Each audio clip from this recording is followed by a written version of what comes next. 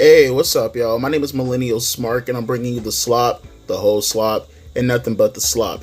Typically, I like to put like little excerpts from the person who actually did the recording in itself. I like to put like a little small intro, just a little clip from their actual video in itself, and then I'll link it and I'll talk about it, and I'll tell you guys explicitly to check out the rest of the interview, and I'll just give you the transcript for it because there's more things that needs to be discussed that I feel like you should probably go check out for better context, right?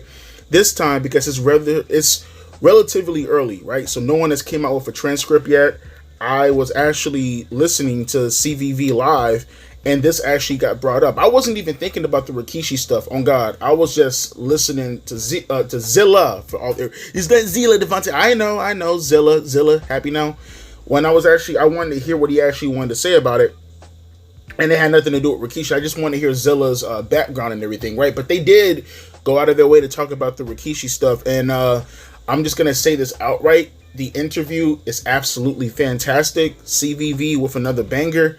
I absolutely recommend you check out the entire video. I'll leave a link down in the description box below because there's more stuff that he talks about, not just his TNA run stuff, but his friendship with Dominic Mysterio. It's a really interesting video, and he talks about his family tree and all that other kind of stuff. Just go check it out. This is the only thing that I want to discuss though in terms of my video.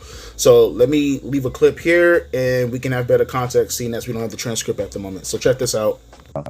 How did you feel about Rikishi having an issue with you wearing Jeff Hardy's face paint when you debuted on TNA? You said, how did I feel? Yeah. I didn't really feel any type of way. Why'd Rikishi call you out for this? I just think he, every OG, not just him, but all the OGs in the game, man, they have their own way of, criticizing younger talent. I think with him is, obviously he was trying to put me on game, but, when you mention someone you love, it hits different because with me, when I hear him talking about my dad, it wasn't really necessarily about the face paint. It's just how he said it. And then you involve my dad. I kind of, overreacted because it's someone that I love. And not only that, when people bring up my dad, I get very emotional. So I think I did overreact, but I think everything could have been settled just over a phone call. So that's why I was so upset, because I'm like, why not call? Why not, do this over a convo or meet up instead of, going to the internet and doing all that. So, yeah. That's a big moment for you, your TNA debut. Yeah. You'll never have another TNA debut. Yeah. What made you decide you wanted to go out in the face paint? Man, because obviously, I do this for my mom and dad, but, Jeff Hardy plays a big role, in my character, and he inspires me. And I think I was just doing that because I want to have fun. I want to have fun. And that's what it was. It was literally me and Jeff backstage chopping it up about my dad. And not only that, us figuring out our next step, our next move. And I think it was just more of us bonding together, but I want to do this. I'm still figuring it out. I'm still trying to figure everything out. And I just want to be able to do it my way on my time. I don't want to have anyone else try to write it out for me, because if they do, then it wouldn't be considered my story if I didn't write it. So I just want to be able to write my own story and be my own artist. And at the same time, didn't Jeff Hardy wear Umaga's face paint or something like that to like pay tribute to him? Yeah. Him, and not only that, the Usos, man. Yeah. How they look when they first came in the game. It's all just paying homage, man, and showing love. And I think that's the bigger picture, just showing love and most importantly, having fun. Your father's always with you. So finally, we got a bit of an exclamation mark as far as the back and forth. Well, I wouldn't necessarily call it back and forth because I'm almost certain Zilla and Rikishi, they probably already hashed it out in private. I doubt Rikishi's going to actually say anything on the podcast, especially with all the backlash that occurred directly afterwards. But it's nice to actually hear some type of confirmation from Zilla himself, right? And I'm gonna disagree with him though. I'm actually gonna take a take. I'm gonna disagree with him a little bit because him saying that he overreacted, nah, you did what you had to do. You stood on it. I'm sorry.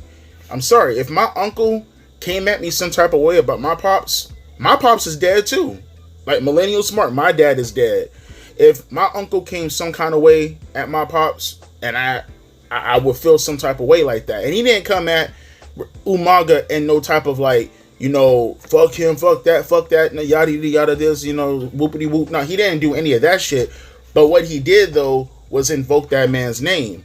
And I feel like, this is just my opinion. People can have their own opinion. People may have a different upbringing. It is what it is. But if you know how young that man was when his dad passed away, I mean, Zilla would have been like, what, 10 years old? I think he was born in 99, right? He would have been like 10 years old when his pops died, right? So, like, he was old enough to have a close enough relationship where he could remember the memories and all that kind of stuff, especially when he's not even an adolescent, barely an adolescent, right? So it's like, his dad got taken from him at a young age. Rikishi, you know this already, right? You peeped this already. So why go out of your way to invoke that man's name in any which way, shape, or form? Like, this is not even necessarily saying read the room, right?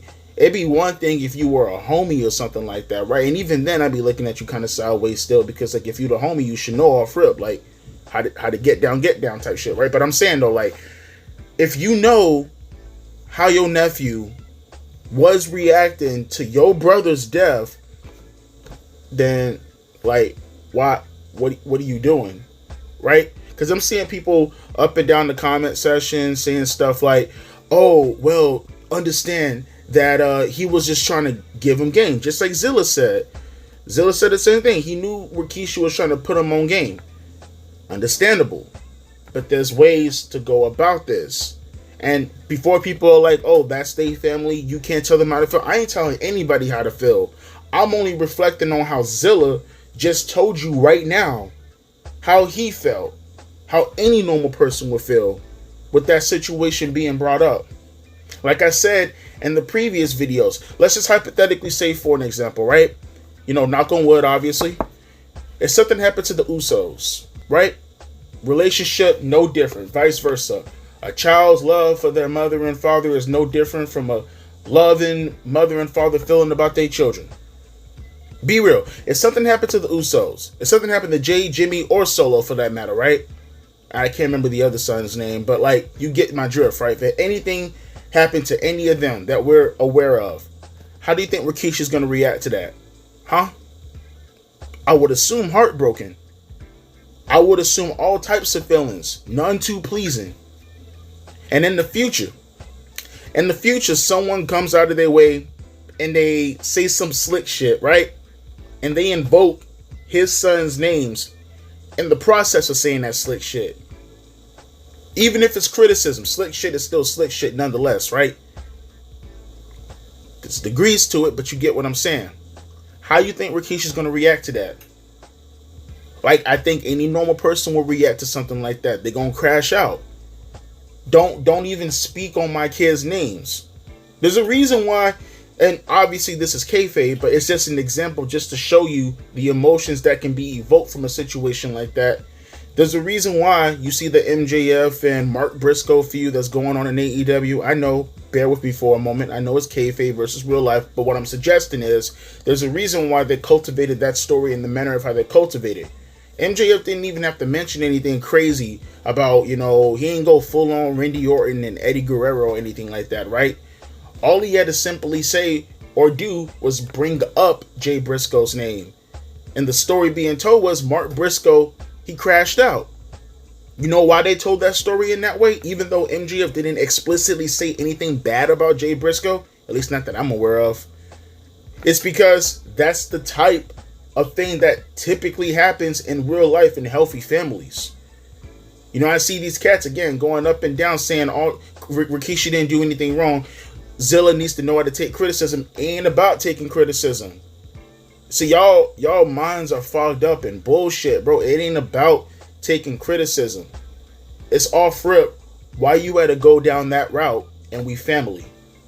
You chased clout off that man saying, now see, It's one thing if I'm chasing clout off of Zilla or Rikishi, and I ain't gonna sit here and pretend that I'm not.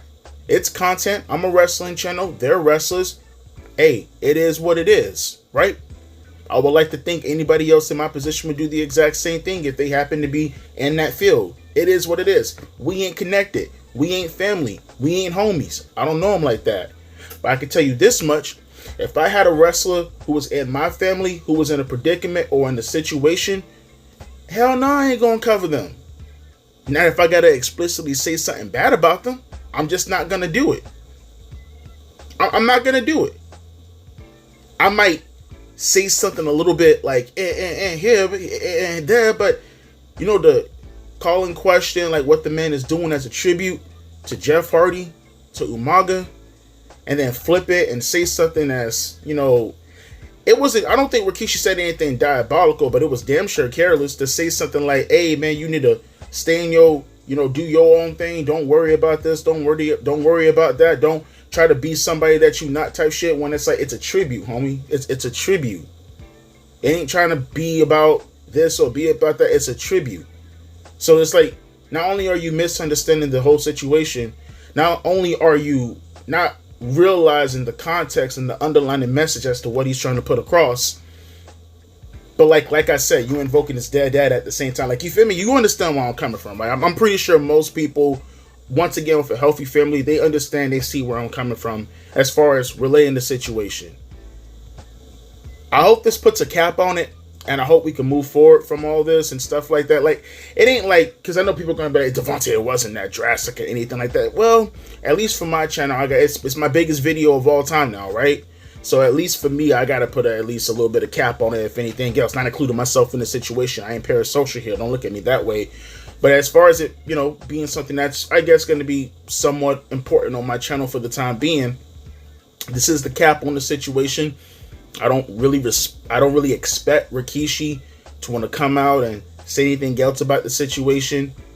And I do realize in the end of the day, you know, if for nothing else, this was Rikishi's brother also as well. You know, I am still a little bit curious what Zilla's mom was on when she was saying that Rikishi, you know, pretty much alluding to the fact that Rikishi, this ain't the first time he spoke on Umaga's name in some kind of negative way. I am kind of curious where that all stemmed from. And as a matter of fact, there's a couple of things in her video that I would like to see dug a little bit more deeper, just for, you know, curiosity's sake. You know, as a person on the outside looking in, I am curious to know where that's all coming from, and I would like to hear more about that. But if it ends on this note, it ends on this note. I think it ends on a positive note. Just going forward, Rikishi, just, you know, damn, bro, because it makes me sound soft as hell when I say some shit like that. I don't mean this in a soft way, but it's cool if it's like related to the family, so I don't really think it's soft. Just be more mindful with the shit that you say that's really affecting your family. You know, like, fuck all these other people out here. Fuck the fans. Fuck all that. Fuck their feelings. I don't give a... Me, personally, I can tell you all frip, I don't give a fuck about any of the fans' feelings. I don't give a fuck about nobody's feelings except for my own. My own. And by my own, I mean mine's, my family's, my friends. That's what I care for. I don't give a fuck about anything. People being offended, all that other kind of whack shit. Let them. Who gives a fuck in the end of the day? But when you speak on your family's name, just come correct. Zilla is still relatively new to this game. As a matter of fact, not relatively, he is new to this game. Like he said, he's still trying to figure this shit out. Let the man live, let the man breathe, and let him figure this shit out. But that's all I gotta say about this. Like I said, hopefully this puts a cap on everything. As always, my name is Devontae, aka Millennial Smart, and I'll be catching you for on folks later. A deuces and a P eyes. 8-0, but dead ass. Check out that CVV video. Shit hard as fuck.